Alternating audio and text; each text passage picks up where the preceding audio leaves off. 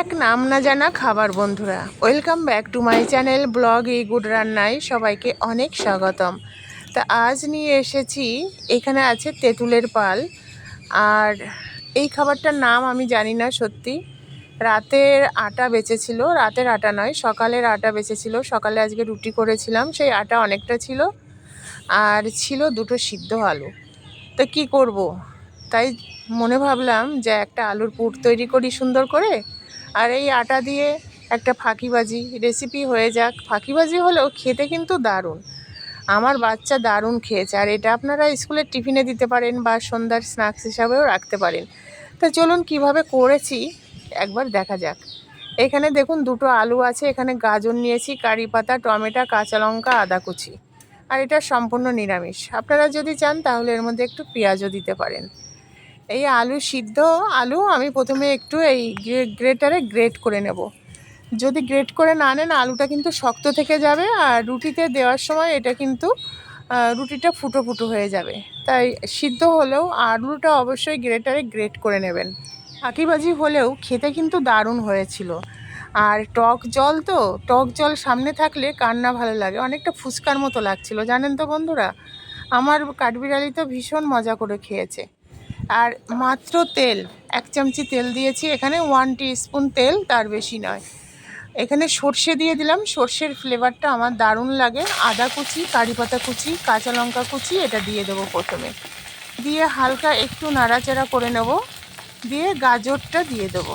গাজরটা দিলাম, আমার ভীষণ ভালো লাগে গাজরটা। আর গাজর তো একটা হেলদি সবজি, এর অনেক উপকারিতা আছে। এটা ভালোভাবে আগে নাড়াচাড়া করে নেব। দেখতেও বেশ ভালো লাগে, খেতেও ভালো লাগে।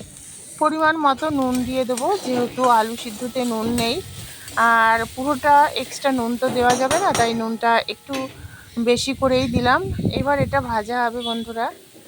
আর আমি এখন আছি ছাদে, জানেন তো, ছাদে ঘরে দিন ভরে আর ভালো লাগছিল না। ছাদে এসে আমি বসে বসে এডিট করছি, আর ভীষণ হাওয়া দিচ্ছে চারিদিকটা।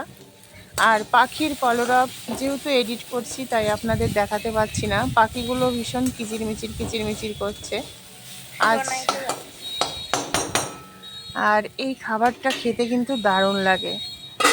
ঢাকা দিয়ে দিলাম, গাজরটা একটু শক্ত, সেই জন্য ঢাকা না দিলে এটা রুটিতে যখন আমি দেবো সেটা ফুটো ফুটো হয়ে যাবে।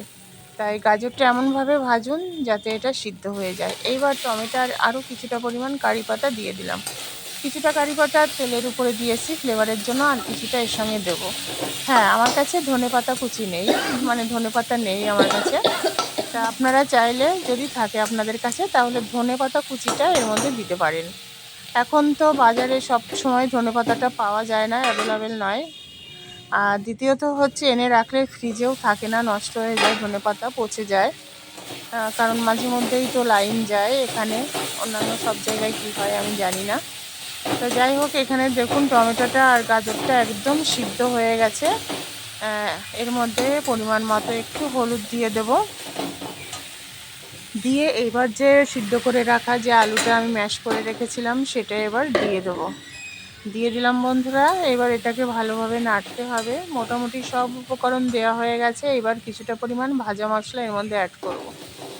আপনাদের কাছে যদি ভাজা মশলা না থাকে তাহলে ম্যাগি মশলা তো সবার কাছেই থাকে বা আনাও যায়, খুব বেশি দামও নয়। ম্যাগি মশলাটা আপনারা অ্যাড করবেন, কারণ ম্যাগি মশলাটা বাচ্চারাও ভীষণ পছন্দ করে খেতে, আর ম্যাগি মশলার ফ্লেভারটাও দারুণ। ম্যাগি মশলাটা দিলে বা ভাজা মশলা দিলে এই খাবারটার একটা অন্য মাত্রা নেয়। খুব স্বাদ হয়, টেস্টি হয় এবং ক্রিপসি। হেলদি টেস্টি একটা স্বাস্থ্যকর খাবার বলতে পারেন। তা আলুটা এইভাবে আমি ভালোভাবে নেড়েচেড়ে নেব, যাতে সমস্ত উপকরণগুলি এবং মশলাটা আলুর মধ্যে খুব ভালোভাবে মিক্সড হয়ে যায়। আর আলুটার এই যে পুরটা একটু শক্ত টাইপের হবে। ট্রেন যাচ্ছে বন্ধুরা, আমি যেহেতু ছাদে আছি, ট্রেনের যে হুইসেল সেটা শোনা যাচ্ছে। ঘরে থাকলেও অতটা শোনা যায় না। যাই হোক, আলুটা দেখুন ম্যাশ করা হয়ে গেছে আর খুব সুন্দরভাবে একদম আঠালো হয়ে গেছে। এবার আমি এটা নামিয়ে নেব, রেডি। ঠান্ডা হয়ে গেলে এই যে আমার আটা, সকালে রুটি করেছিলাম, এইবার আটা তো অনেকটাই আছে বন্ধুরা, কিন্তু এই আটা দিয়ে পুরোটা আমি তৈরি করব না, কারণ এমনিতে অনেকগুলি হয়েছে। এখানে তিনটে হবে, মানে মোটা মোটা বড় বড় সাইজের আমি দুটো রুটি করব। আর এতটা আটা লাগবে না, বাকিটা রেখে দেবো। আটাটা আরেকটু মেখে নেব, যেহেতু সকালের মাখা আরেকটু মেখে নেব। মেখে নিয়ে দুটো বড় সাইজের এই যে তিনটে গোলা করেছি। এইবার একটা গোলা দেখুন বড় সাইজের, মোটামুটি এই রোল বা মোগলাই বলুন, এত বড় বড় আমরা মানে গোলা করে রুটি তৈরি করি। তাই এটা বড় সাইজের একটা রুটি হবে, খুব মোটাও হবে না আবার খুব পাতলাও হবে না। তো এই রুটির উপরে কিছুটা সাদা তিল দিয়ে দিলাম, এটা খেতেও ভালো লাগে, দেখতেও ভালো লাগে। দেখুন রুটিটা তৈরি করেছি, পুরো রুটির চাকিটা পুরো ভর্তি হয়ে গেছে, দেখাই যাচ্ছে না। এইবার এর উপরে আমি পুর দিয়ে দেব। পুরটাও ভীষণ সুন্দর হয়েছে, অনেকটাই পুর হয়েছে। এবার এই পুরটা চারিদিকে একদম মাখিয়ে দেব। দেখতেও সুন্দর লাগছে বন্ধুরা, চারিদিকে মাখানো হয়ে গেছে। আর খেতেও কিন্তু দারুণ হয়েছিল। এইভাবে পুরো রুটিটা ভর্তি করে মাখিয়ে নেব পুরটা। যে সকল বন্ধুরা ব্লগে গুড রান্নার পাশে আছেন, সবাইকে অনেক অনেক ধন্যবাদ। সবাইকে শুভ নববর্ষের প্রীতি শুভেচ্ছা ভালোবাসা এবং বড়দের আমার সশ্রদ্ধ প্রণাম। বছরের শুরুটা এবং সারা বছরটা সবার ভীষণ ভালো কাটুক, এই শুভ কামনা করি। আর সবাই খুব ভালো থাকুন, স্বাস্থ্যকর খাবার খান, সুস্থ থাকুন, এটাই তো আমরা চাই। তা এই যে পুরো রুটিটায় আলুটার পুরটা ভর্তি করে দিলাম, দেখুন খুব সুন্দর লাগছে। চারিদিকে একদম একই লেভেল করে দিতে হবে, কোথাও একটু বেশি বা কোথাও একটু কম হলে চলবে না। চামচের পিছন দিয়ে সেইভাবে লেভেল করে দেব। এইবার এটাকে আমি মুড়ে দেব, ঘুরিয়ে ঘুরিয়ে দেব বন্ধুরা।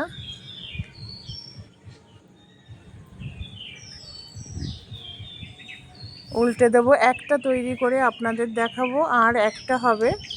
একটা তৈরি করে দেখিয়ে নিচ্ছি। দেখুন তিলগুলো সব মুড়ে যাচ্ছে। তিলগুলো কিন্তু একটা সাইডে দিয়েছি, দুটো সাইডেই দেবো না। একটা সাইডে তিল দিয়েছি, একটা সাইডে আলুর পুর দিয়েছি। এইবার আমি এটাকে একটু হাত দিয়ে প্রেস করে নেব। হাত দিয়ে প্রেস করে তারপরে ছুরি তো সবার বাড়িতেই আছে, তবে আমার বাড়িতে ছুরি কাঁচি এগুলি থাকে না। আমার যে কাঠবিড়ালি আছে, ওর কাজে সব কিছুই লাগে, ও প্রচুর অ্যাক্টিভিটি করে বন্ধুরা। এই ছুরি কাঁচি আমার কাজের সময় আমি খুব একটা পাই না। তা আমি হাতা দিয়েই কাটছি, আর কি করব বলুন। আমার কাঠবিড়ালিও বাড়িতে নেই, পড়তে গেছে। তা ওকে যে বলবো বাবা একটু তোমার কাঁচিটা আমাকে খুঁজে দাও, আমার খুব হেল্প করে আমার কাঠবিড়ালি। এই যে সুন্দর করে সব পিস পিস করে কেটে নিলাম, এরকম হাত দিয়ে প্রেস করে নেব। দেখুন দেখতেও সুন্দর লাগে। বাচ্চারা কিন্তু এরকম খাবার পেলে ওরা ভীষণ মজা করে খায়, জানেন তো বন্ধুরা।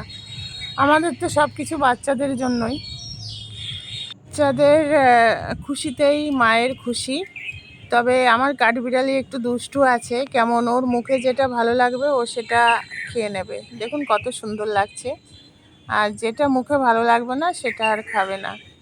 এইবার আমি সবগুলো তৈরি করে নিয়েছি, মানে দুটো রুটির এতগুলো হয়েছে। এবার তাওয়াটা গ্যাসের উপরে দিয়ে দিয়েছি। 1 চিমটি তেল দেবো, জাস্ট 1 টিস্পুনও না, দেখুন হাফ চামচ তেল দিলাম। দিয়ে তাওয়াটা ভালো করে ঘুরিয়ে নেব।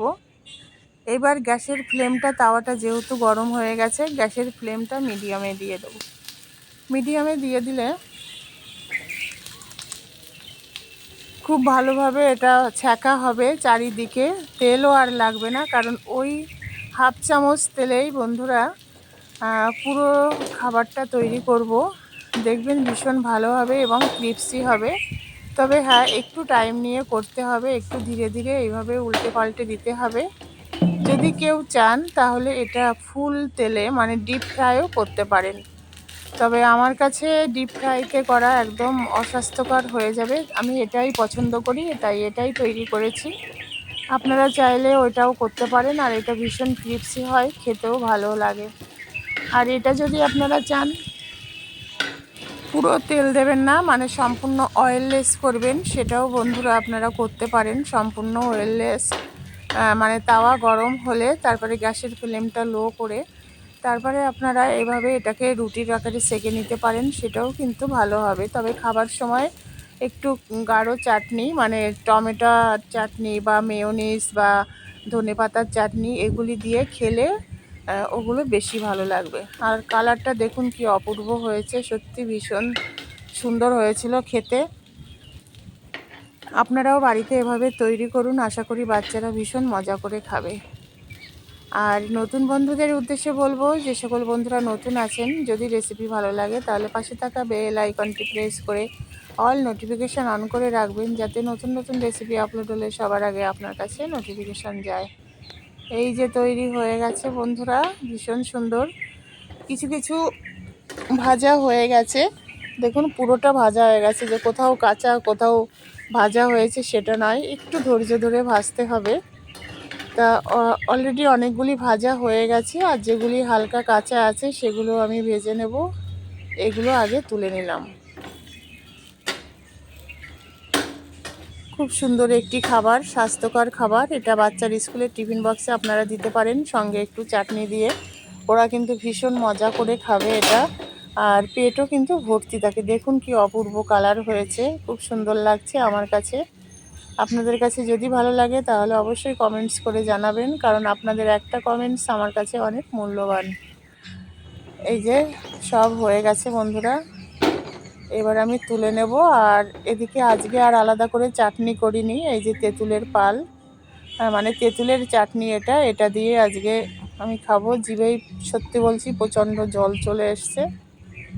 দেখুন কতটা ক্রিপসি হয়েছে, খেতে দারুণ। আপনারাও বাড়িতে তৈরি করুন, অবশ্যই ভালো লাগবে। টাটা বাই বাই বন্ধুরা, সবাই খুব ভালো থাকবেন, সুস্থ থাকবেন, সুরক্ষিত থাকবেন।